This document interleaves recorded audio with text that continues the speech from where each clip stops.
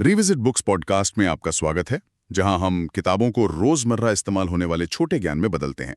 आज हम एक ऐसी किताब पर चर्चा करने जा रहे हैं जिसने सचमुच पीढ़ियों की सोच को बदला है। Think and grow rich. हाँ, नेपोलियन हिल की 1937 में आई थी, है ना? पर आज भी लोग इसे पढ़ते हैं। बिल्कुल। और इसकी बातें आज भी उतनी ही प्रासंगिक हैं। हाँ, और ये सिर्फ पैसों के बारे में या अमीर बनने के नुस्खों की किताब नहीं है, जैसा शायद नाम से लगता है। सही कहा। ये उससे कहीं ज्यादा गहरी है। ये सफलता के एक पूरे दर्शन, एक आप कह सकती हैं फिलॉसफी को समझाती है। और सोचिए, इसे लिखने में हिल को 20 साल से ज्यादा लगे। ये कोई छोटा काम नहीं था। बिल्कुल नहीं। ये कोई रातों रात लिखा गया विचार नहीं था। हिल ने उस समय के 500 से ज्यादा सबसे कामयाब लोगों का गहराई से अध्ययन किया। जैसे Andrew Carnegie, Henry Ford, Thomas Edison, बड़े-बड़े नाम। हाँ, वही सब। और कहा तो ये भी जाता है कि ये आइडिया मूल रूप से एंड्रू कार्नेगी का ही था। उन्होंने ही हिल को ये जिम्मेदारी सौंपी थी। अच्छा, कि या कहें चुनौती दी थी। क्या चुनौती थी? कि वो सफलता के इस गुप्त सूत्र को समझें और इससे दुनिया के सामने लाएं, ताकि आम आदमी भी इसका फायदा उठा सके। तो मतलब इस किताब का सार क्या है? क्या वाकई कोई सीक्रेट फॉर्मूला है इसमें? सीक्रेट फॉर्मूला तो कह सकते हैं, पर वो कोई जादू की छड़ी नहीं। इसका केंद्रीय विचार ये है कि हमारी बाहरी दुनिया, जो हमारी हकीकत है, वो हमारे अंदरूनी विचारों का ही आईना है, एक प्रतिबिंब है। मतलब जैसा सोचेंगे वैसा बनेंगे? हाँ, कुछ वैसा ही। हिल का मानना था कि हमारे विचार जब सही तरीके से केंद्रित और निर्देशित किए जाएं, तो वे सचमुच वस्तुएं बन सकते हैं। मतलब हम जो सोचते हैं उसे हकीकत में बदल सकते हैं। और ये किताब इसी मानसिक शक्ति को जगाने और इस्तेमाल करने के तरीके बताती है, दौलत कमाने के लिए। वो खास 13 कदम भी हैं। ये सुनने में तो बहुत पावरफुल लगता है, लेकिन सवाल ये है कि ये किसके लिए है? क्या ये हर किसी के लिए है? देखिए, मेरे विचार में ये किताब खास तौर पर उन लोगों के लिए है जो अपनी जिंदगी में एक स्पष्ट दिशा, एक निश्चित लक्ष्य की तलाश में है। डेफिनेट पर्पस, जिसे हिल कहते हैं। हाँ, बिल्कुल।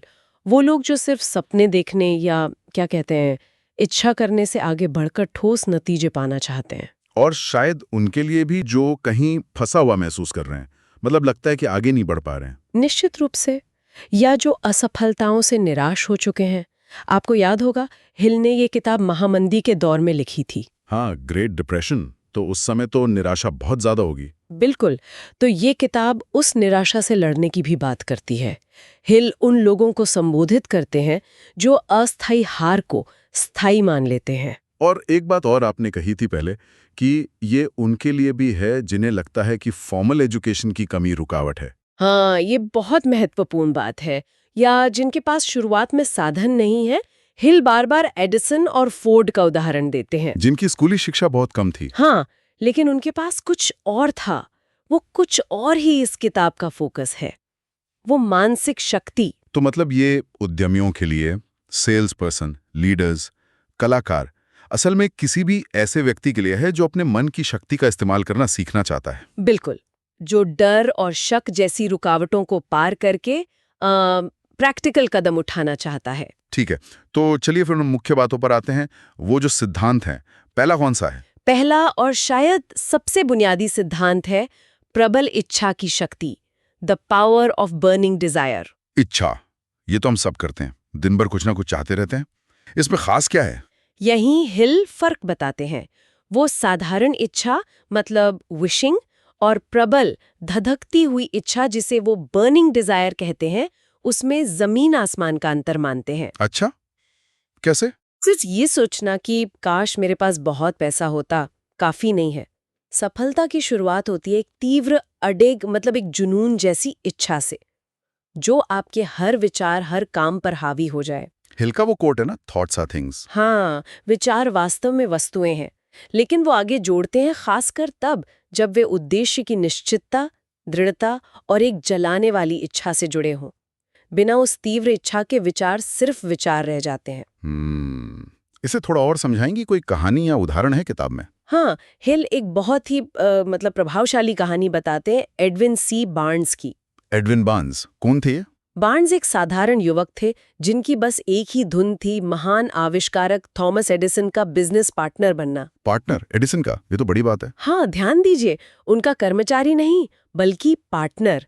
और मुश्किल ये थी कि उनके पास एडिसन तक पहुंचने के लिए रेल का किराया तक नहीं था। फिर वो कैसे पहुंचे? उनकी इच्छा इतनी प्रबल थी, इतनी धधकती हुई थी कि वे एक मालगाड़ी में छिपकर ऑरेंज, न्यू जर्सी पहुंचे, जहां एडिसन की लैब थी। अरे वाह, मालगाड़ी से? हाँ, और फिर वो सीधे एडिसन के पास गए। और एडिसन से मिलके क्या कहा होगा? एडिसन ने माना होगा उनकी बात? यही कहानी का सबसे दिलचस्प हिस्सा है। बार्न्स ने एडिसन से साफ साफ कहा कि वो उनके लिए काम करने नहीं बल्कि उनके साथ बिजनेस करने आए। अच्छा, एडिसन का क्या रिएक्शन था? एडिसन बाद में बताते हैं कि बार्न्स के हाव भाव देखकर, उनकी आंखों में वो निश्चय देखकर वो हैरान रह गए थे। उन्हें बार्न्स में वो जलाने वाली इच्छा साफ दिखी। तो क्या उन्हें पार्टनर बना लिया? तुरंत नहीं, एडिसन ने उन्हें एक बहुत मामूली सा काम दे दिया, शायद ऑफिस में कुछ, लेकिन बार्न्स ने वो काम खुशी खुशी स्वीकार कर लिया। क्यों? वो तो पार्टनर बनने आए थे। क्योंकि वो जानते थे कि ये एडिसन के करीब रहने का, मौके का इंतजार करने का एक तरीका है। वो वहीं डटे रहे, अपनी इच्छा को जिंदा रखा। और फिर मौका मिला? हाँ, सालों बाद जब एडिसन ने एक नया उपकरण बनाया, एडिफोन डिक्टेटिंग मशीन, तो ज्यादातर सेल्समैन उसे लेकर उत्साहित नहीं थे। उन्हें लगा ये बिकेगा नहीं। लेकिन बार्न्स ने कहा, मैं इसे बेचूंगा। उन्हें पता था कि ये उनका मौका है। उन्होंने उसे बेचने का बीड़ा उठाया और वो इतने सफल हुए कि एडिसन ने उन्हें पूरे देश में उसका वितरण सौंप दिया। और वो अमीर बन गए? हाँ, बहुत अमीर। एडिसन के पार्टनर भी बने एक तरह से। उनका वो बर्निंग डिजायर पूरा हुआ। बार्न्स एंड एडिसन का सिद्धांत बन गया ये। वाकई कमाल की कहानी है। ये दिखाती है कि सिर्फ चाहना काफी नहीं, उस चाहत में वो आग, वो शिद्दत होनी चाहिए। बिल्कुल। तो हिल ने इसे हासिल करने का, मतलब इस तरह की इच्छा पैदा करने का कोई तरीका भी बताया है? कोई स्टेप्स? हाँ, और यही हिल की खासियत है। उन्होंने सिर्फ फिलॉसफी नहीं दी, बल्कि उसे हकीकत में बदलने के लिए 6 व्यावहारिक कदम दिए हैं। ये एक तरह का मानसिक अभ्यास है जिसे कोई भी कर सकता है। 6 कदम क्या हैं वो? पहला, अपने मन में वो निश्चित धनराशि तय करें जो आप पाना चाहते हैं। बिल्कुल सटीक रकम, जैसे मुझे 1 लाख रुपए चाहिए, ना कि मुझे बहुत सारा पैसा चाहिए। ठीक है, स्पेसिफिक अमाउंट। दूसरा, ये तय करें कि आप इस पैसे के बदले में क्या देने को तैयार हैं। कोई सेवा, कोई प्रोडक्ट, अपना समय, अपनी स्किल। दुनिया में कुछ भी मुफ्त नहीं मिलता। सही बात है। तीसरा, एक निश्चित तारीख तय करें जब तक आप ये धनराशि हासिल कर लेना चाहते हैं। डेडलाइन। Okay, definite date. चौथा, इसे हासिल करने के लिए एक निश्चित योजना बनाएं, प्लान। और चाहे आप तैयार महसूस करें या ना करें, तुरंत उस योजना पर काम करना शुरू कर दें। तुरंत, बिना पूरी तैयारी के भी? हाँ, हिल कहते हैं एक्शन लेना जरूरी है, परफेक्ट प्लान का इंतजार नहीं करना। पांचवा, इन चारों बातों, रकम, बदले में क्या देंगे, तारीख और योजना को स्पष्ट और संक्षिप्त रूप से कहीं लिख लें, एक स्टेटमेंट बना लें। ठीक है, लिख लिया। और छठा, और ये शायद सबसे महत्वपूर्ण है, इस लिखे हुए बयान को दिन में कम से कम 2 बार पढ़ें। एक बार रात को सोने से ठीक पहले और एक बार सुबह उठने के तुरंत बाद। सिर्फ पढ़ना है? नहीं, सिर्फ पढ़ना नहीं, पढ़ते समय कल्पना करें, महसूस करें और विश्वास करें कि आप पहले से ही उस धनराशि के मालिक हैं। उस भावना को महसूस करना बहुत जरूरी है। ये छठा कदम थोड़ा अलग सा लगता है। महसूस करें कि पहले से ही मालिक है, ये कैसे काम करता है? यहीं पर हिल मनोविज्ञान का इस्तेमाल करते हैं। वो कहते हैं कि जब आप प्रबल भावना और विश्वास के साथ अपने लक्ष्य की कल्पना करते हैं, तो आप अपने अवचेतन मन, सबकॉन्शियस माइंड को उस दिशा में काम करने के लिए प्रोग्राम कर रहे होते हैं। अच्छा, सबकॉन्शियस माइंड को संदेश देना। हाँ, और वो नाव जलाने वाला उदाहरण भी देते हैं। हाँ, बर्न द शिप्स। बिल्कुल, उस सेनापति की तरह जिसने दुश्मन के द्वीप पर उतरते ही अपनी नावों को जलाने का आदेश दिया। सैनिकों के पास जीतने या मरने के अलावा कोई विकल्प नहीं था। वापसी का रास्ता बंद। हिल कहते हैं, सफलता के लिए ऐसी ही मानसिकता चाहिए जहां असफलता का ऑप्शन ही ना हो। एग्जैक्टली। ठीक है, तो प्रबल इच्छा पहला कदम हो गया और उसे पाने के 6 तरीके भी। इसके बाद क्या आता है? इच्छा के बाद आता है विश्वास और आत्म सुझाव, फेथ इन ऑटो सजेशन। ये दोनों आपस में बहुत गहरे जुड़े हुए हैं। विश्वास मतलब फेथ? हाँ, विश्वास।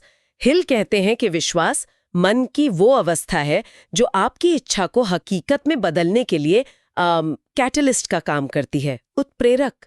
ये वो रसायन है जो विचार को शक्ति देता है। और इसे विकसित किया जा सकता है, मतलब विश्वास कोई ऐसी चीज नहीं जो या तो होती है या नहीं होती। बिल्कुल, हिल का यही मानना था कि विश्वास को पैदा किया जा सकता है, उसे बढ़ाया जा सकता है। कैसे? क्या सिर्फ पॉजिटिव सोचने से? ये सिर्फ पॉजिटिव सोचने से ज्यादा है। हिल का तरीका है आत्म सुझाव, ऑटो सजेशन।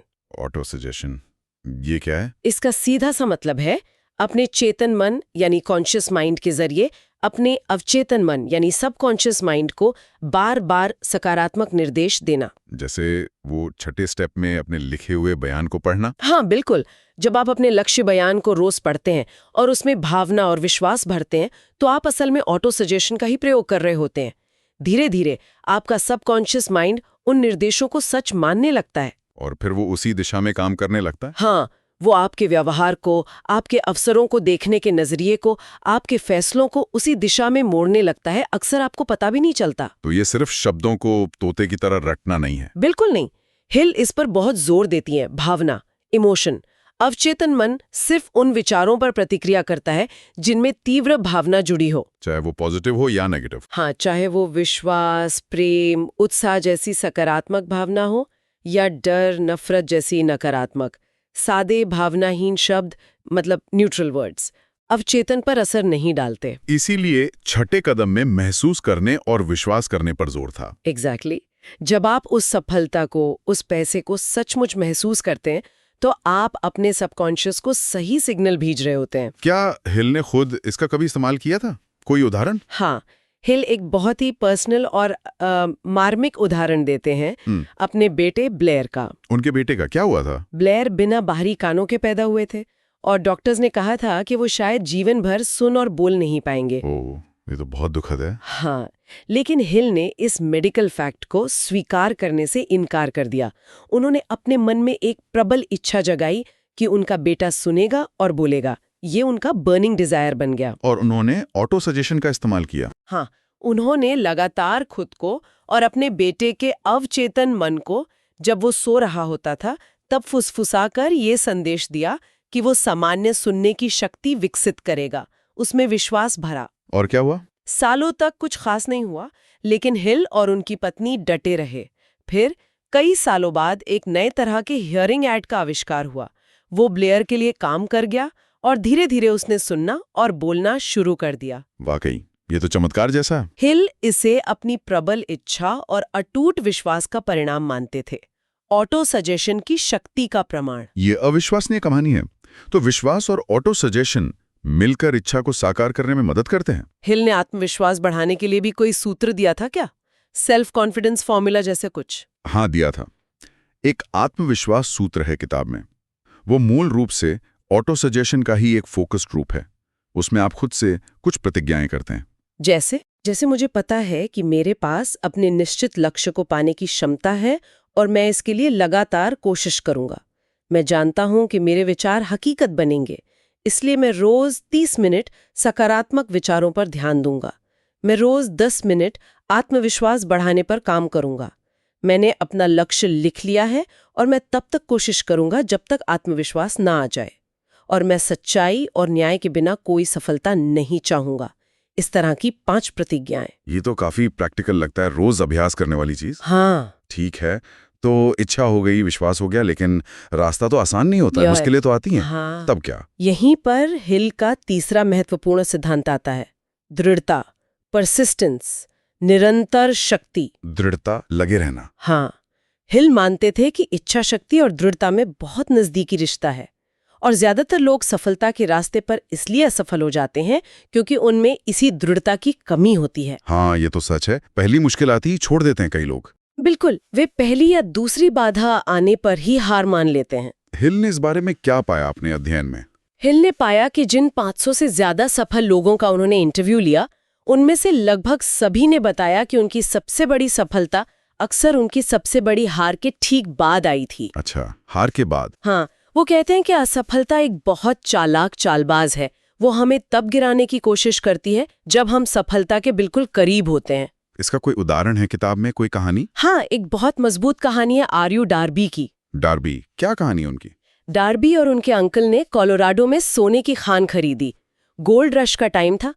उन्होंने खुदाई शुरू की और उन्हें सोने की एक नस मिली भी। अरे वाह, फिर तो अमीर बन गए होंगे। नहीं, यही ट्विस्ट है। वो नस मिली, उनका उत्साह बढ़ा, उन्होंने मशीनें वगैरह लगा ली, लेकिन फिर अचानक वो नस गायब हो गई। गायब हो गई मतलब आगे सोना नहीं मिल रहा था। उन्होंने कुछ और खुदाई की, पर कुछ नहीं मिला। निराश होकर उन्होंने हार मान ली। और फिर? उन्होंने अपनी सारी महंगी मशीनें औने पौने दाम पर एक कबाड़ी वाले को बेच दी और घर लौट गए। ओह, लेकिन कहानियां खत्म नहीं हुई होगी, है ना? बिल्कुल नहीं। उस कबाड़ी वाले ने थोड़ी समझदारी दिखाई। उसने एक माइनिंग इंजीनियर को बुलाया। अच्छा। इंजीनियर ने क्या कहा? इंजीनियर ने जांच करके बताया कि डार्बी बंधु इसलिए असफल हुए क्योंकि वो फॉल्ट लाइंस के बारे में नहीं जानते थे, मतलब जमीन की अंदरूनी बनावट। उसने कहा कि सोने की नस सिर्फ 3 फीट नीचे फिर से शुरू हो रही है। क्या? सिर्फ 3 फीट? हाँ, सिर्फ 3 फीट। उस कबाड़ी वाले ने सिर्फ 3 फीट और खुदाई करवाई और उसे लाखों डॉलर का सोना मिला। हे भगवान! डार्बी को कैसा लगा होगा जब उन्हें ये पता चला वो तो सिर्फ 3 फीट दूर थे। आप सोच सकते हैं, जाहिर है बहुत बुरा लगा होगा। लेकिन डार्बी ने इस अनुभव से जीवन का सबसे बड़ा सबक सीखा, दृढ़ता का सबक, परसिस्टेंस, और उन्होंने इसका इस्तेमाल किया। हाँ, उन्होंने बाद में जीवन बीमा बेचने का काम शुरू किया। अब जब भी कोई ग्राहक नहीं कहता, उन्हें वो 3 फीट सोने की याद आती। अच्छा। उन्होंने खुद से कहा, मैं सोने से 3 फीट पहले रुक गया था, लेकिन अब मैं कभी नहीं रुकूंगा, सिर्फ इसलिए कि लोग नहीं कहते हैं। और वो सफल हुए। वो अमेरिका के उन गिने चुने सेल्समैन में से एक बने जो सालाना $10 लाख से ज्यादा की बीमा पॉलिसी बेचते थे, सिर्फ अपनी उस अविश्वसनीय दृढ़ता के कारण। वाह, ये कहानी तो रोंगटे खड़े कर देती है। मतलब हार के कितने करीब पहुंच के हार मान ली थी उन्होंने। हाँ, और यही हिल समझाना चाहते हैं कि दृढ़ता कितनी जरूरी है। हेनरी फोर्ड का भी कोई किस्सा था शायद दृढ़ता को लेके। हाँ, हेनरी फोर्ड की दृढ़ता तो खैर मशहूर है। जब वो अपना प्रसिद्ध V8 इंजन बनाना चाहते थे, V8 इंजन, हाँ, तो उन्होंने अपने इंजीनियरों को डिजाइन बनाने को कहा। इंजीनियरों ने बहुत कोशिश की, लेकिन अंत में कहा कि एक ही ब्लॉक में 8 सिलेंडर फिट करना तकनीकी रूप से असंभव है, इट्स इम्पॉसिबल। तो फोर्ड ने मान लिया? बिल्कुल नहीं। फोर्ड ने कहा, इसे किसी भी हाल में बनाओ। इंजीनियरों ने फिर कहा, लेकिन ये असंभव है। फोर्ड का जवाब था, आगे बढ़ो और तब तक काम पर लगे रहो जब तक तुम सफल ना हो जाओ, चाहे कितना भी समय लगे। वो अड़े रहे मतलब? हाँ, बिल्कुल अड़े रहे। महीनों बीत गए, कुछ नहीं हुआ। इंजीनियर फिर उनके पास आए। फोर्ड ने फिर वही कहा, लगे रहो, मुझे ये चाहिए और मैं इसे लेकर रहूंगा। अब फिर बन गया। और फिर हिल लिखते हैं, जैसे किसी जादू से वो रहस्य सुलझ गया और इंजीनियरों ने V8 इंजन बनाने का तरीका ढूंढ निकाला। ये फोर्ड की दृढ़ इच्छा और अटूट दृढ़ता का नतीजा था। तो हिल ये कहते हैं कि दृढ़ता कोई ऐसी चीज नहीं है जो किस्मत से मिलती है, इसे विकसित किया जा सकता है। हाँ, बिल्कुल। हिल मानते हैं कि दृढ़ता मन की एक अवस्था है जिसे अभ्यास से हासिल किया जा सकता है। इसके लिए कुछ चीजें जरूरी हैं। क्या चीजें? जैसे एक निश्चित उद्देश्य का होना, डेफिनेट पर्पस, तीव्र इच्छा, बर्निंग डिजायर, खुद पर भरोसा, सेल्फ रिलायंस, निश्चित योजनाएं, डेफिनेट प्लान्स, सटीक ज्ञान, एक्यूरेट नॉलेज, सिर्फ अनुमान नहीं, दूसरों का सहयोग। सहयोग मतलब टीम वर्क। हाँ, जिसे वो मास्टरमाइंड कहते हैं। और इच्छा शक्ति, विल पावर, और सबसे जरूरी, इसे आदत बनाना, हैबिट। अपने मास्टरमाइंड का जिक्र किया, ये हिल का चौथा महत्वपूर्ण सिद्धांत है? संगठित योजना और मास्टरमाइंड। सही कहा, organised planning and the mastermind. हिल यहाँ बिल्कुल साफ करते हैं कि सिर्फ इच्छा, विश्वास और दृढ़ता काफी नहीं है। क्यों? क्योंकि अगर आपके पास अपने विचारों को हकीकत में बदलने के लिए व्यवहारिक मतलब प्रैक्टिकल योजनाएं न हो, तो ये सब हवा में रह जाएगा। और यहाँ ज्ञान की भूमिका भी आती है। हाँ, हिल ज्ञान के बारे में एक बहुत दिलचस्प बात कहते हैं। वो कहते हैं कि सिर्फ जानकारी इकट्ठा करना या डिग्री हासिल करना ज्ञान नहीं है। वो इसे संभावित शक्ति यानी पोटेंशियल पावर कहते हैं। पोटेंशियल पावर, असली पावर नहीं। नहीं, ज्ञान असली शक्ति तब बनता है जब उसे संगठित किया जाए, ऑर्गेनाइज किया जाए और व्यवहारिक योजनाओं के माध्यम से एक निश्चित लक्ष्य की ओर डायरेक्ट किया जाए। जैसे फोर्ड का उदाहरण, उनके पास स्कूली शिक्षा कम थी। हाँ, लेकिन वो जानते थे कि जरूरत पड़ने पर सही ज्ञान कहाँ से और कैसे हासिल करना है। वो दूसरों के ज्ञान का इस्तेमाल करना जानते थे। और योजनाएं बनाना ही काफी नहीं है, उन्हें काम भी करना चाहिए। अगर पहली योजना फेल हो जाए तो क्या करें? लोग अक्सर यहीं अटक जाते हैं। बिल्कुल, यहीं पर ज्यादातर लोग हार मानते हैं, जैसा हमने दृढ़ता में देखा। हिल का सीधा सा मंत्र है, अगर आपकी पहली योजना विफल हो जाती है तो उसे स्वीकार करें, निराश न हो और उसकी जगह दूसरी योजना बनाएं। और अगर वो भी फेल हो जाए? तो उसकी जगह तीसरी बनाएं और तब तक ऐसा करते रहें जब तक आपको काम करने वाली योजना न मिल जाए। ये दृढ़ता का ही प्रैक्टिकल रूप है। प्लान बदलते रहो, लक्ष्य नहीं। ठीक है। और ये मास्टरमाइंड क्या है? ये शब्द सुनने में थोड़ा रहस्यमयी सा लगता है। हाँ, लगता है, पर हिल इसे बहुत स्पष्ट रूप से परिभाषित करती हैं। वो कहती हैं, एक निश्चित उद्देश्य की प्राप्ति के लिए 2 या 2 से अधिक लोगों के बीच सद्भाव यानी हार्मनी की भावना से ज्ञान और प्रयास का समन्वय। मतलब मिलजुल कर काम करना। हाँ, लेकिन सिर्फ मिलजुल कर काम करना नहीं, सद्भाव यानी हार्मनी बहुत जरूरी है। हिल का मानना था कि कोई भी व्यक्ति अकेले महान शक्ति या सफलता हासिल नहीं कर सकता। उसे दूसरों के दिमाग, उनके अनुभव, उनके ज्ञान की जरूरत पड़ती है। तो ये एक तरह का सिनर्जी है, जहाँ 1+1=3 जैसा कुछ होता है। आप कह सकती हैं, हिल का मानना था कि जब 2 या 2 से अधिक दिमाग सद्भाव में मिलकर काम करते हैं तो एक अदृश्य अमूर्त शक्ति पैदा होती है।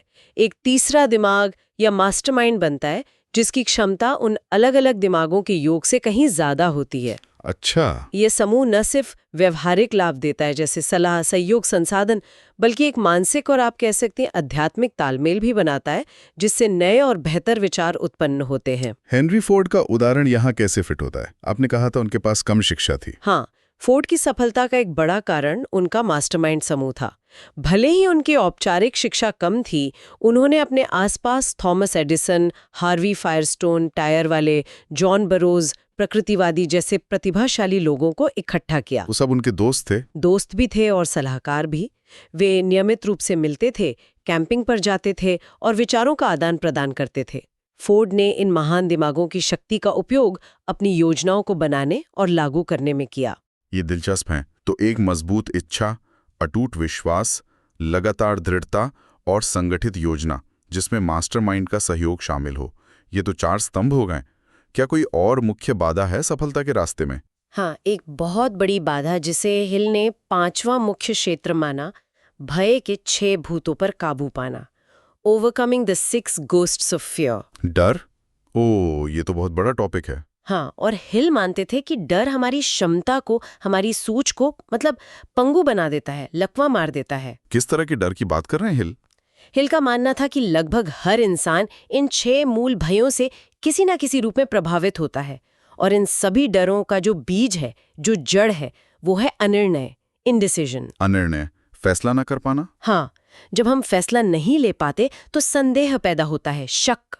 और संदेह और अनिर्णय मिलकर डर को जन्म देते हैं या उसे बढ़ाते हैं। कौन से हैं वो 6 मूल भय? पहला और सबसे आम, गरीबी का भय, फियर ऑफ पॉवर्टी। हिल इसे सबसे विनाशकारी मानते हैं। हाँ, ये तो बहुत लोगों में होता है। दूसरा, आलोचना का भय, फियर ऑफ क्रिटिसिज्म, लोग क्या कहेंगे वाला डर। ये हमें कुछ नया करने से रोकता है। तीसरा, खराब स्वास्थ्य का भय, फियर ऑफ इल हेल्थ, हमेशा बीमारी का डर लगा रहना। चौथा, प्रेम खोने का भय, fear of loss of love, रिश्तों में असुरक्षा। पांचवा, बुढ़ापे का भय, फियर ऑफ ओल्ड एज, उम्र बढ़ने का डर, कमजोर होने का डर। और छठा, मृत्यु का भय, फियर ऑफ डेथ। ये 6 डर तो वाकई हम सब कभी ना कभी ने महसूस करते हैं। इनसे निपटा कैसे जाए? हिल क्या कहते हैं? हिल का समाधान आश्चर्यजनक रूप से बहुत सीधा है, चूंकि अनिर्णय ही डर का बीज है। तो निर्णय लेना ही उसका इलाज है। बिल्कुल, निश्चित निर्णय लेना, डेफिनेट डिसीजन। हमें सचेत रूप से, कॉन्शियसली इन डरों का सामना करने और उन्हें अस्वीकार करने का निर्णय लेना होगा। जैसे गरीबी के डर के लिए क्या निर्णय लें? तय करें कि आप अमीरी और गरीबी दोनों को स्वीकार कर सकते हैं, लेकिन आप अमीरी को चुनेंगे और उसके लिए योजना बनाएंगे। गरीबी को एक अटल भाग्य की तरह स्वीकार ना करें। तो आलोचना के डर के लिए तय करें कि आप दूसरों की राय की परवाह नहीं करेंगे, खासकर जब वो आपके लक्ष्य के रास्ते में आती हो। अपनी अंतरात्मा की सुने। खराब स्वास्थ्य के डर के लिए बीमारी के लक्षणों पर ध्यान देना बंद करने का फैसला करें। छोटी मोटी बातों को नजरअंदाज करें। सकारात्मक स्वास्थ्य की कल्पना करें। प्रेम खोने का डर। तय करें कि यदि आवश्यक हो तो आप प्रेम के बिना भी जी सकते हैं। ये सुनने में अजीब लग सकता है, लेकिन ये आपको निर्भरता और ईर्ष्या से मुक्त करता है। बुढ़ापे का डर। बुढ़ापे को ज्ञान, अनुभव और परिपक्वता के वरदान के रूप में स्वीकार करने का निर्णय लें, न कि एक बोझ के रूप में। और मृत्यु का डर। जीवन को पूरी तरह से जीने का फैसला करें और मृत्यु को जीवन का एक स्वाभाविक अंत माने, जिससे डरने की जरूरत नहीं। तो मूल बात यह है कि चिंता यानी वरी जो इन डरों से पैदा होती है वो अनिर्णय का ही नतीजा है। हाँ, बिल्कुल। Worry is a state of mind based upon fear, और इसका इलाज है निर्णय लेना, एक्शन लेना। ये भी कहते हैं ना कि सफल लोग जल्दी निर्णय लेते हैं। हाँ, सफल लोग बहुत जल्दी निर्णय लेते हैं और अगर उन्हें बदलना हो तो बहुत धीरे धीरे बदलते हैं, जबकि असफल लोग बहुत धीरे धीरे निर्णय लेते हैं और उन्हें बहुत जल्दी और बार बार बदलते रहते हैं। ये बहुत गहरी बात है। निर्णय लेने की क्षमता ही शायद कुंजी है। बिल्कुल। तो अगर हम इन सभी बातों को समेटें इस पूरी चर्चा को, तो थिंक एंड ग्रो रिच का असली निचोड़ क्या है? वो गुप्त सूत्र क्या है जिसका जिक्र शुरू में हुआ था? देखिए, मेरे विचार में किताब का सबसे शक्तिशाली संदेश यही है कि आपकी बाहरी दुनिया, आपकी सेहत, आपका बैंक बैलेंस, आपके रिश्ते, आपकी सफलता, ये सब कहीं ना कहीं आपके अंदरूनी विचारों की दुनिया से शुरू होती है। हाँ, आप जो कुछ भी जीवन में पाना चाहते हैं उसकी शुरुआत एक विचार से होती है, एक थॉट। और सिर्फ विचार से नहीं, उस विचार को जब प्रबल इच्छा, वो बर्निंग डिजायर मिलता है, अटूट विश्वास का सहारा मिलता है, लगातार दृढ़ता से उसे सींचा जाता है और निश्चित योजनाओं और मास्टरमाइंड के सहयोग से दिशा दी जाती है, तब वो विचार हकीकत बन सकता है। यही है वो तथाकथित गुप्त सूत्र। ये कोई बाहरी चीज नहीं, ये इन सिद्धांतों का मिला-जुला असर है। मतलब शक्ति कहीं बाहर से नहीं आती, वो हमारे अपने मन के भीतर ही है। बिल्कुल, बस उसे जगाने और सही दिशा देने की जरूरत है। जैसा कि हिल ने विलियम अर्नेस्ट हेनली की वो कविता कोट की है, I am the master of my fate, I am the captain of my soul. हाँ, हम अपनी नियति के स्वामी, अपनी आत्मा के कप्तान हैं, क्योंकि हमारे पास अपने विचारों को नियंत्रित करने की शक्ति है। और अंत में हिल ये भी याद दिलाते हैं कि इन सिद्धांतों को सिर्फ जानना या पढ़ लेना काफी नहीं है। हाँ, ये बहुत जरूरी है। असली बदलाव तभी आता है जब इन्हें जीवन में उतारा जाए, लागू किया जाए, एक्शन लिया जाए। डर पर काबू पाएं, एक निश्चित लक्ष्य चुनें, योजना बनाएं और फिर बिना रुके पूरी दृढ़ता से उस पर काम करें। बिल्कुल। ये एक विचार मेरा मन में आ रहा है। हिल ने किताब में कई बार इशारा किया है कि असली रहस्य को उन्होंने सीधे सीधे नहीं लिखा है, बल्कि हर अध्याय में कहीं ना कहीं छुपा दिया है, जिसे पाठक को खुद खोजना होगा। हाँ, ये बात वो कहते हैं। तो क्या वो रहस्य इन सभी सिद्धांतों का मिला-जुला असर ही है, या कोई एक सिद्धांत जैसे प्रबल इच्छा या विश्वास दूसरों से ज्यादा महत्वपूर्ण है, या फिर ये इन सबके तालमेल से पैदा होने वाली कोई अनदेखी ऊर्जा है? इस पर सोचना दिलचस्प हो सकता है। ये थी आज की चर्चा। हालांकि ये चर्चा किताब के पूरे पाठ का स्थान नहीं ले सकती, पर ये उसकी शिक्षाओं की एक झलक प्रदान कर सकती है। हाँ, उम्मीद है इससे सुनने वालों को किताब के मूल विचारों का अंदाजा लगा होगा। मुझे उम्मीद है कि आपको ये चर्चा उपयोगी लगी होगी और मैं आगे और भी साझा करने के लिए उत्सुक हूँ। मुझे बताएं कि आप अगली किस किताब पर चर्चा करना चाहेंगे।